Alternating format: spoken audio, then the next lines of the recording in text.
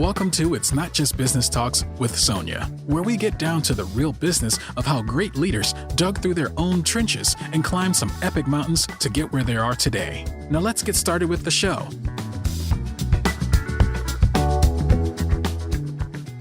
I'm here today with Chris Dungworth, who has over 20 years experience in the financial services industry. Prior to co-founding Ro Morrison and Associates, a speakers bureau exclusively serving in the financial services industry, Chris held multiple leadership positions at Allianz Life, including Chief of Staff and Senior Director of Sales.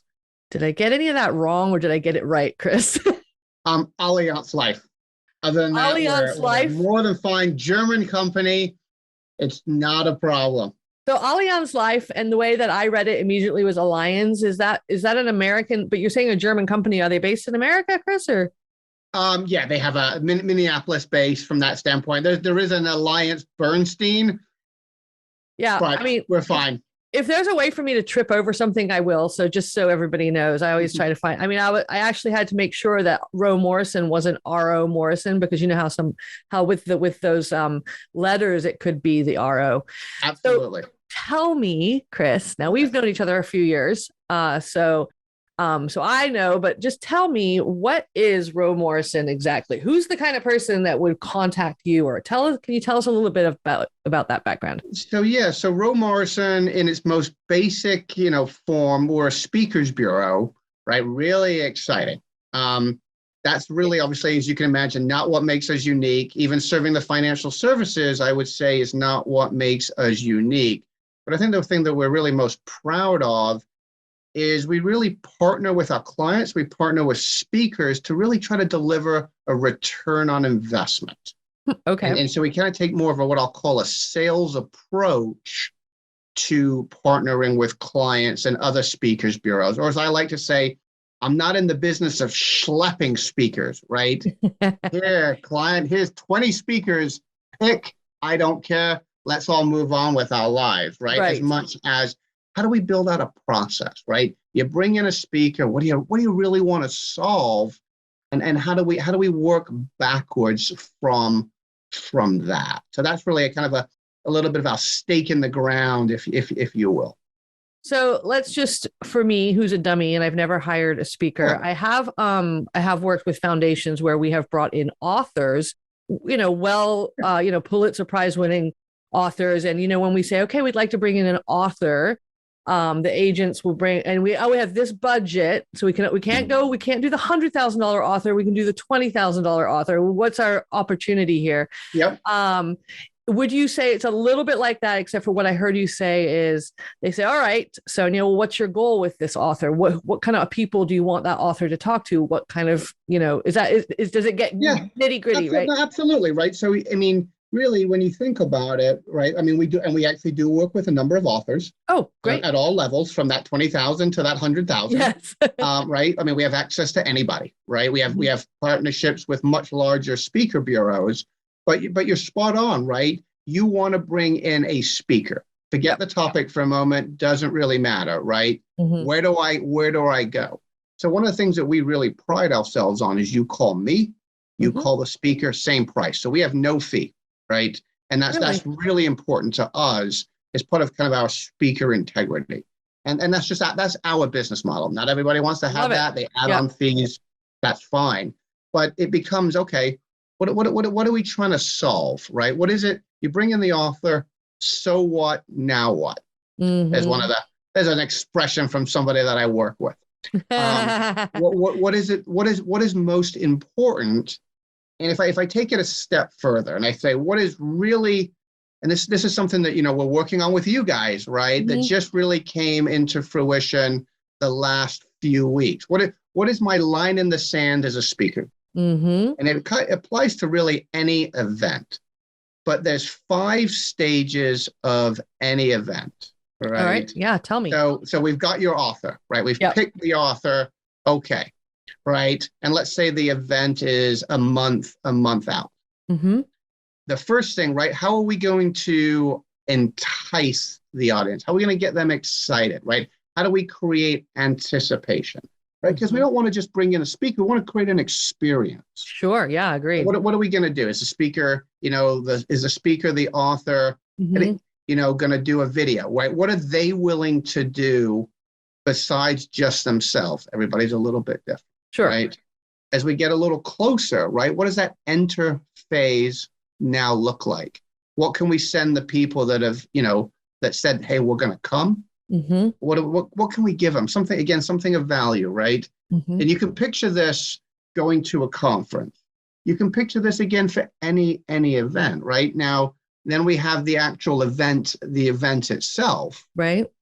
And, the speaker's going to give a presentation on whatever that topic is, right? The audience is sitting there, they're enjoying, hopefully they're learning, right? And then that's really kind of what the engage phase. One thing that we really harp on, that we get pretty maniacal on, is called the exit phase, the last 90 seconds. What is that speaker going to say in the last 90 seconds that's going to set up for what happens next? Is it nothing? Are they going to walk off stage and we're done? Is it going to be a book signing? Is it going to be, it could be anything, right? But you just think about those last 90 seconds. And then what's going to happen, over the next 6 weeks? Anything? What is the audience going to do? So that's really kind of how we look at the world, whether it's, and again, it doesn't matter. It could be training, it could be speaking, it could be, you name the topic, right? Anything from motivational, or in my world, a lot of practice management for financial professionals. It's all kind of the process, if you will, is the same. What you as a client want as an outcome could be different. What the speaker's willing to deliver could be a little bit different. And assuming that there's a difference in sort of the overarching or long-term outcome, because otherwise, why would a client care about that? If the output is the same, we got the speaker, the audience was there, everybody had a good time, everybody went home, done. What makes this approach and this unique approach different, such that like a client says, oh yeah, no, that's the route I would rather take? Well, it's interesting, right? Because that really goes into the conversation up front, right? What is the outcome? So to your point, and everybody can be a little bit different, right? Someone might say, you know what, look, Chris, shut the bleep up. Here's all I want. I want a speaker. Don't embarrass me, right? Just don't embarrass me. Give me a good hour. I got plenty of other things to do, right? I don't want to do more, right? This is all we want. This is what we're used to. This is what the industry does. We all want to do it the same. Event's over. I'm going to move on to something else, right? Yeah. That's okay. Look, I'm okay with that. At least we've had the conversation. But for example, it might be, again, I'll go back a little bit more to my world, right? I'll go back to financial advisors. We've got a room full of financial advisors. And let's say we're doing a keynote presentation on referral training. Okay. Well, super exciting, right? Riveting. I love it. Can't wait. Actually, I would go to that. I would go to that. And again, think about it. It applies to any business, right? How do you get referrals, right? In terms of your business, my business, maybe a lot of people that are listening to this. There's only so much you can do in a keynote, and what I find that happens a lot at conferences, right? Or even in well, I'll just call smaller conferences, right? There's a lot going on. So you give a presentation. Everybody's excited. You get back to your office. What happens? Fire drill. All these good intentions are now out the window and nothing's happened. So the exit phase, that last 60 to 90 seconds, is going to tee up what is going to happen in the next 6 weeks. We're going to do a post-webinar training. We've got some videos. We've got whatever it is that is going to take what has been delivered during that, 45 minutes. We got to turn it into action. So, my whole thing is, how do I take one day? How do I take that live session and really work, 4 to 6 weeks pre to create excitement, and 4 to 6 weeks post to actually accomplish something. And this is what your organization does. This is really how our belief system, right? Yeah. Is that, as you can imagine, there's nothing proprietary. but it comes back to two things, right? And again, I'm very fortunate.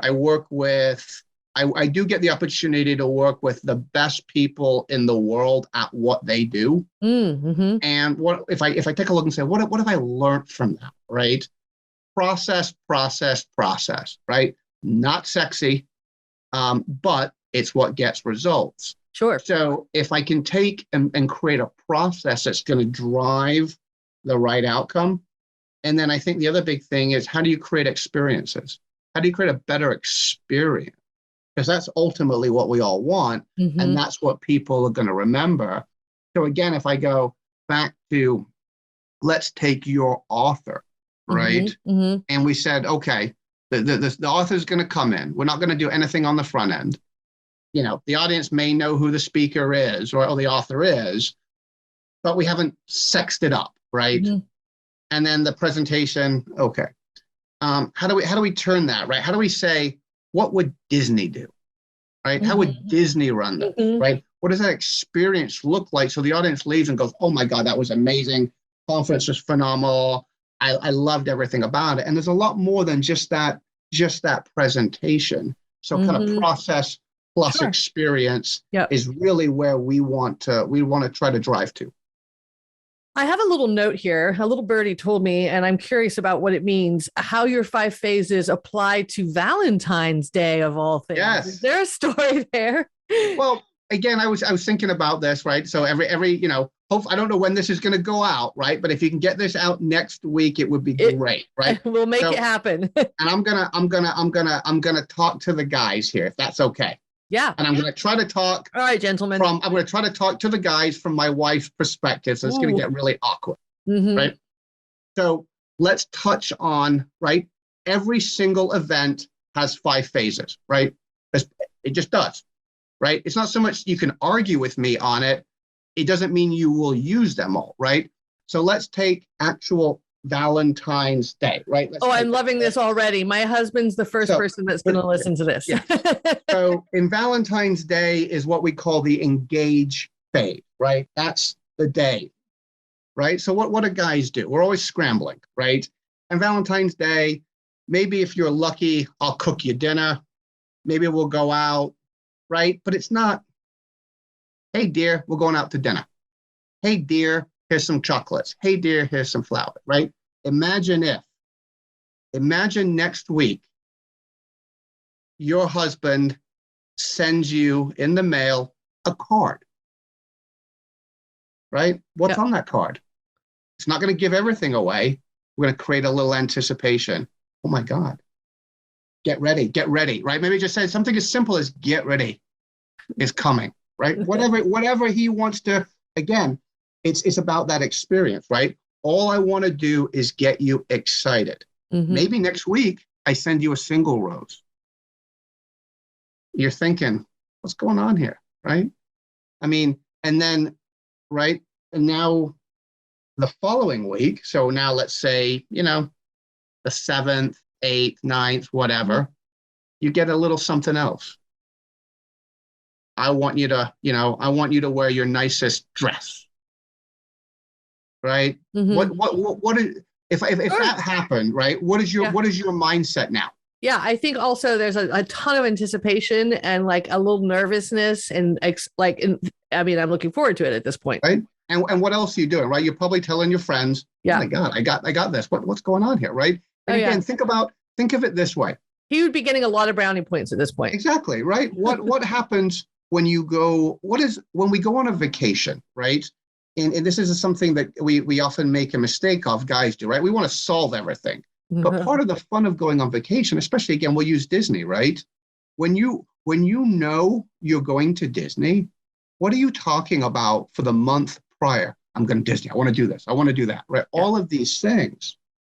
So why wouldn't we take that same approach to Valentine's Day? Yep. Right? So so when we have the dinner, let's not just have a dinner. Let's create that experience around it, right? Now we get into the exit phase, right? Well, what is the exit phase? And maybe the exit phase is something as simple as. Remember, this is not an R-rated show. Absolutely. No, I was going to be very careful with that, right? But we will get into return on investment here in a minute. But I want you to think about the exit phase. Imagine if your husband comes up to you at the end of the dinner, wherever the dinner is, and says, sweetheart, for the next 6, I'm going to give you this card. For the next 6 Saturdays, I'm going to cook you breakfast in bed. Score. How would you feel, right? Yeah. Why is Valentine's, why are we trying to do something for one day? Yeah. That, as opposed to let's make it, so now we're extended Valentine's for the next 6 weeks, right?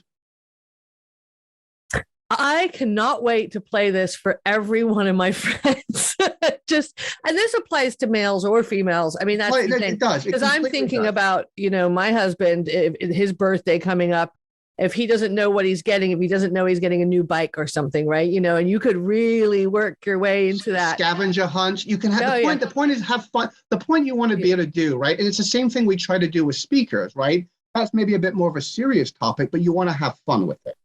And that's a nice thing. I mean, any event, it always comes down to, right? Just going out to a basic dinner on Friday night. Mm-hmm. There are 5 things to it. You're not using them, mm-hmm. but and I've got a friend, and he's actually certified in the experience economy. So that's just kind of where a lot of this started, right? There's about 300 people worldwide certified in the experience economy. It's an amazing book. It was written in 1999. All right, highly recommend people reading it, right? And obviously it was, Starbucks is an amazing example, right? What is Starbucks really about? It's not about coffee, not about service, right? It's kind of like work, home, Starbucks. That's really their model. And so how do we create that? So you're right. For birthdays, right? We can all be better. Yeah, 100%. Do we choose to be, right? Do we just choose to no, I'm not going to be, right? It doesn't matter what Valentine's, birthdays, or an event with a speaker. Do we just kind of go about it?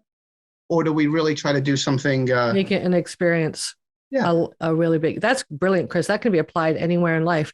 I was curious also, with speakers, I mean, I'm assuming that during COVID, a lot of this work had to migrate to Zoom or digital, or did it sort of evaporate a little bit? Or how did COVID hit this field? It was interesting. So I'll give you just a quick story right before COVID and some really interesting lessons. So pre-COVID, one of the things that I was trying to push was, again, the pre and the post. I didn't have it as formalized around the 5 phases. And so one of the things that we were trying to do was, a speaker would go out in person, do the event, blah, blah, blah, right? Mm-hmm. And then I was telling my clients, you got to do a post-event webinar. You got to do a post-event webinar. Right. Well, it was an idea that most people didn't understand. They're like, what is that? People aren't going to show up. And then when we did them, it was terrible because nobody knew how to use the technology. Right, it was an absolute cluster. Right, nobody knew. So we've learned a lot. So yes, everything initially, right? Things were getting canceled. I was, I was very lucky. I have amazing clients and amazing speakers. We all worked together. We never had one final dispute. Right, I only had one pure situation where a client asked for the money back, and they didn't want to, fine. And it worked. It worked out just great. Yeah. I think we learned a lot. I think that I would say this, people learn training. So not what I'll call keynotes, but training. Mm-hmm. The world has upped the game, right? Yeah. Because I would say that Zoom, whatever platform you want to use, you can train really well. And there's so many benefits because we can connect audiences anywhere, right? It's just simple. So training has just exponentially changed our business, and we're doing a lot more of it. That's fascinating. Again, we've had the ups and downs even last year where we had a lot of stuff, all scheduled, got canceled. I think people always say, I'm zoomed out. And my response is this. You're not zoomed out. You're zoomed out by garbage. You're zoomed out by bad, right? Yeah. Yeah. There is a skill set. So we actually, I work with somebody who did literally did media skills training at the White House. Oh, wow. So we did a lot of serious Zoom from how you use your hand. And I'm terrible at it, right? But, everything around what does it mean to make a good impression? And speakers, some of them got really good. They got amazing professional studios, all of this stuff, right? Yeah. To try to create the experience.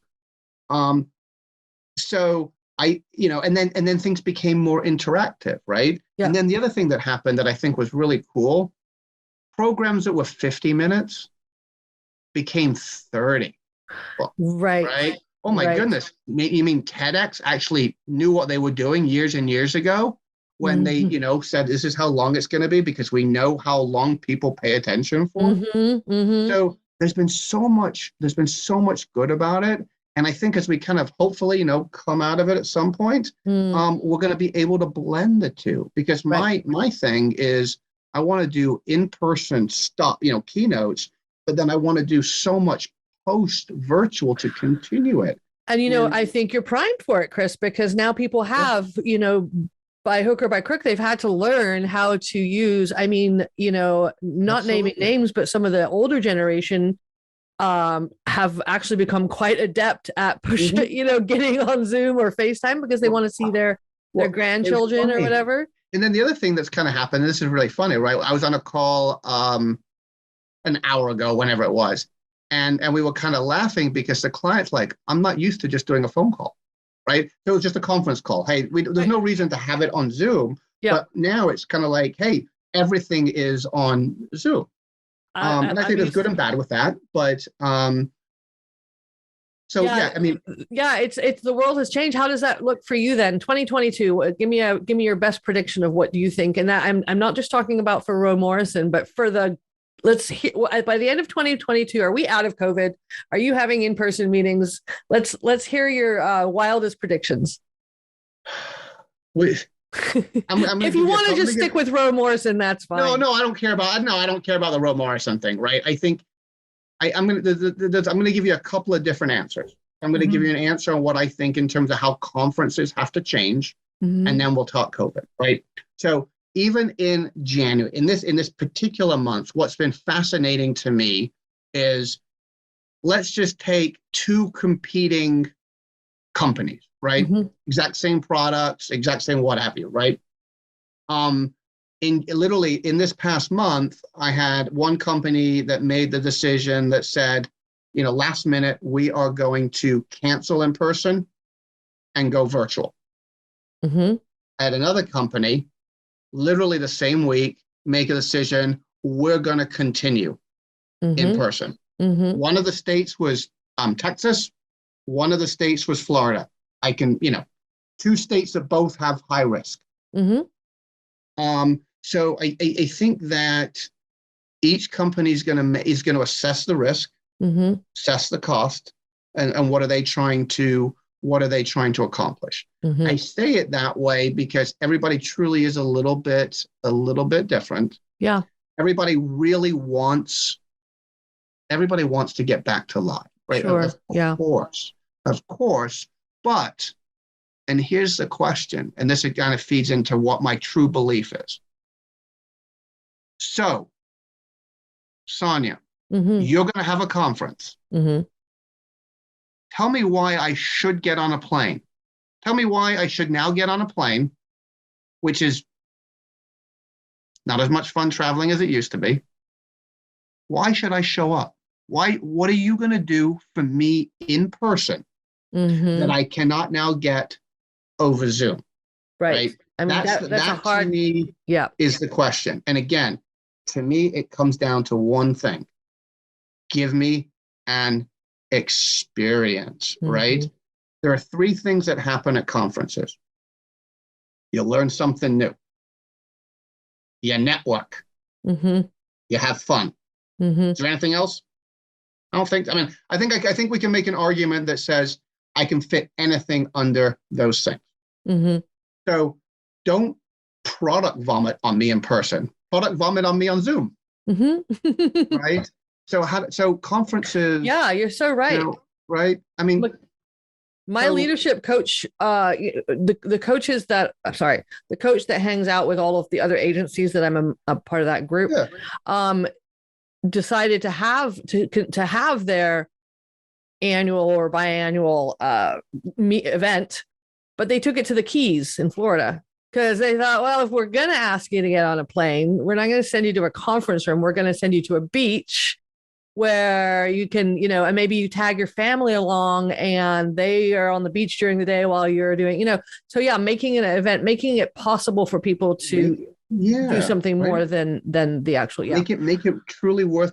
And so I can envision now where we've had conferences in the past, let's say 3 days. You know what? Let's make an amazing 2 days, spend a bit more to create that experience over the 2 days, take half a day, and do whatever stuff we need to do over Zoom, right? Let's create the hybrid. Why wouldn't we? Why? Because otherwise I'm not that interested in getting on a plane. I'm really not. So, then the other bit would be, again, and this is maybe more my business, but okay, you've now done that. Now you got to turn that conference, you got to kind of what I'll call weaponize it, right? You got to turn it into ROI. So now where the conference shouldn't be done now when people leave, what happens the next 90 days? How do you do something? And that's been an ongoing thing that I've been talking about, right? The end of the conference is the beginning, not the end. So create experiences and extend the conference over the next 90 days to get the real outcome you're looking for. Chris, tell me what that looks like and then we can conclude. But I want to know, I'm going to make up a fictitious company, Fortune 500 company, in the medical field. Now, I know you're in the financial field, but let's say they're in the medical field, but they'd like to have a keynote speaker to talk about the financial implications of blah, blah, blah, right? How do they make that?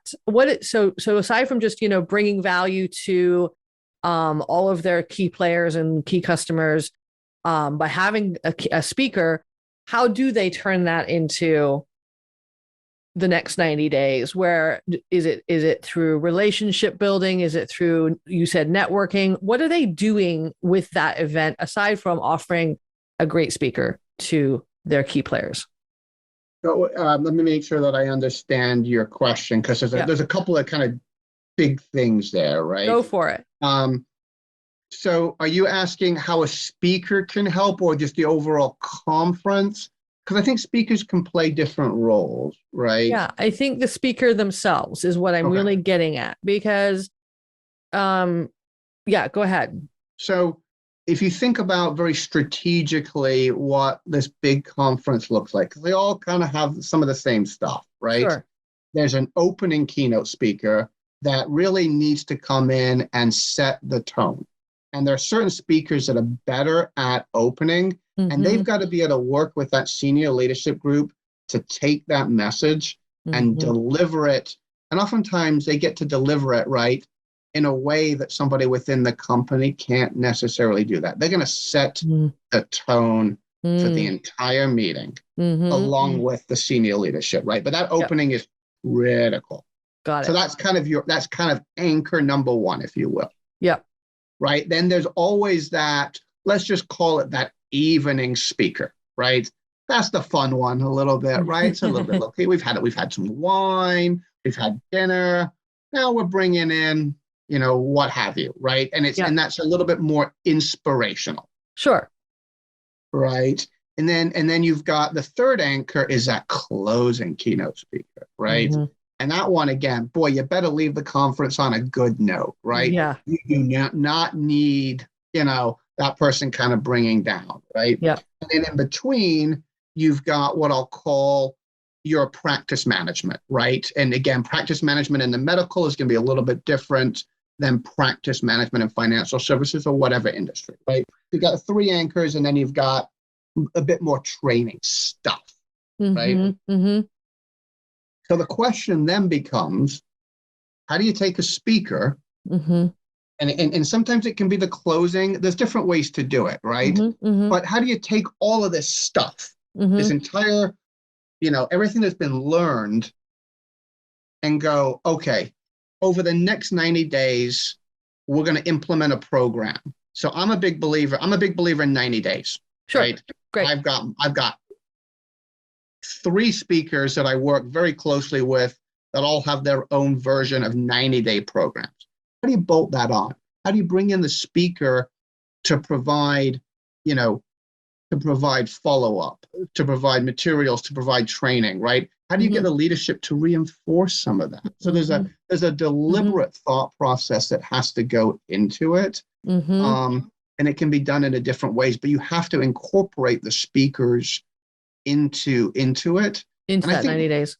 Yeah. And again, you can have one speaker like actually run a 90-day program, right? It doesn't mean it has to be every week. It could just be 3 or 4. It could be once a month, right? Right.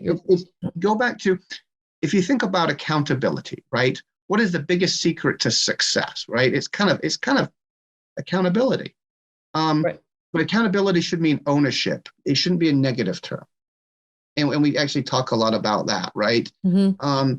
So how do you bring back that accountability so people are going to go do things afterwards? Because that was the question. Yeah, because my thought was, so like we had talked about the phases of the event itself from I'm the client and I have this event is not the end. It's the middle. So because most of the time, my thought process is, okay, we've had the event. All right, everybody, it's time to go home, right? So that's it, concluded, done. And what we're saying is actually, no, a client can come to you and say, at the end of this process, which is 90 days after the event, this is what I would like to see happen. Now nobody thinks that way, but nobody thinks that way. That would be brilliant, because you can reverse engineer to the actual event and get the exact right speakers and so that you have that finish. So there's your ROI. So you need to be thinking about that, not this. And you can measure it, right? I mean, technically you can kind of measure, because if your goal, right? If the goal of bringing in whatever this medical company is, and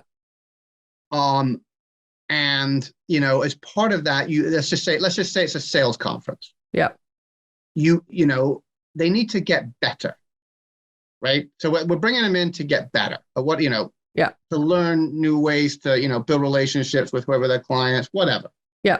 Well, again, there's just so much going on, right? There's so much going on with these conferences that business isn't, it's not like there's business really being done in terms of closing business. Like, it's everything that's going to happen after. Right. That's where exactly. And so if you go there, forget everything, right? I mean, there was I forget how the quote goes, but I had read it at one point, right? The only value of an event is if you then go do something different after, right? Exactly. If you do the same thing afterwards, there's technically no value, right? I mean, really, if you think about it, there's zero value. It's not possible. So you've got to do something different. And it all comes back to behavior change. And how do you create behavior change? How do you create habits?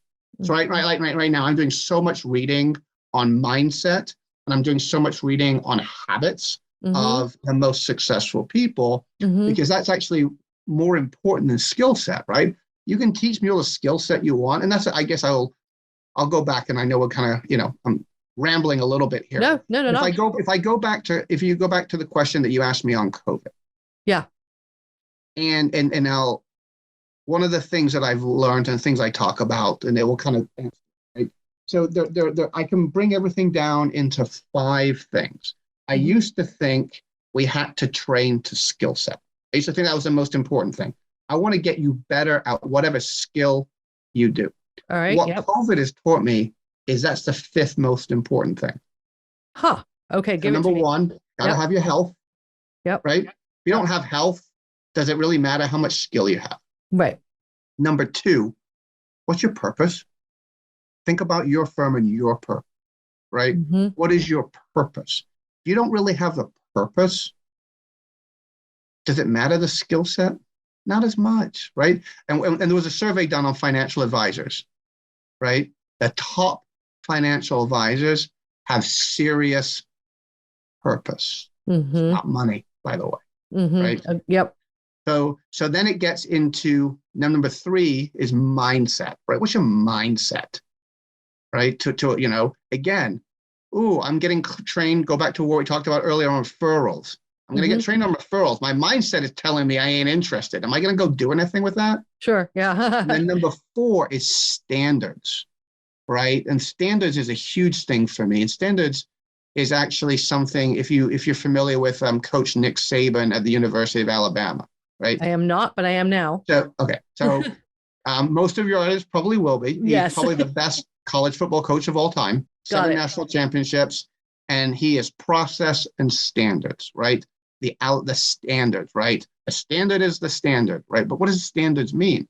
You've got to have your standards because that goes into how you operate every day. Sure. Right? If you don't have standards, doesn't matter if you have a skill set. So skill set became 5th, right? So health, purpose, mindset, standards, and then skill set. And that's COVID really taught me that because, look at what we're going through, right? How the best have been so successful through COVID, not because of skill set. They've had everything else. They've focused on what they can control. Mm-hmm. And that's the same thing with these speakers and these conferences and all of that.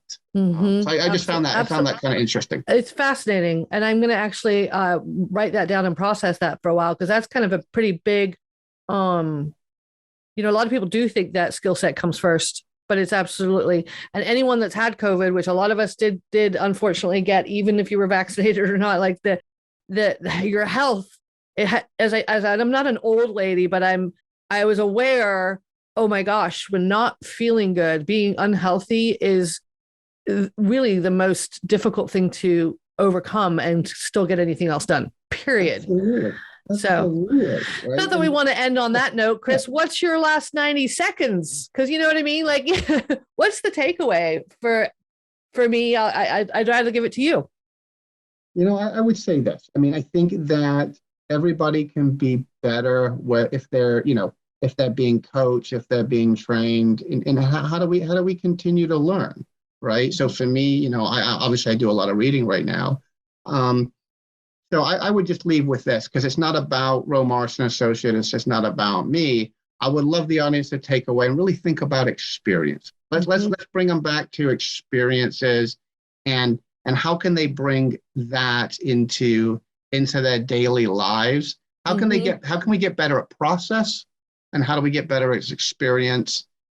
And then really for me, think about standards, right? Light bulb moment. The first time somebody told me about standards, I had a light bulb moment. Right? Man, what are my standards? No, my standards are terrible. No. What does that mean, right? When you get honest with yourself, and your business. So that's fascinating. I'll kind of leave with that, and make sure Valentine's Day. Oh my gosh. And that goes for you guys as well as you. It's actually such a brilliant process and concept that I'm going to implement it immediately. Well, here's my little closing here. So we've been talking to Chris Dungworth.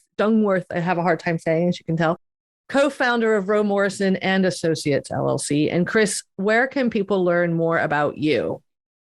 So our website is rmaconnect.com. rmaconnect.com. And then what I would say is we're really in the people business, right? So if anybody wants to have a conversation, if I can give my cell, is that okay? Yeah, please give it away.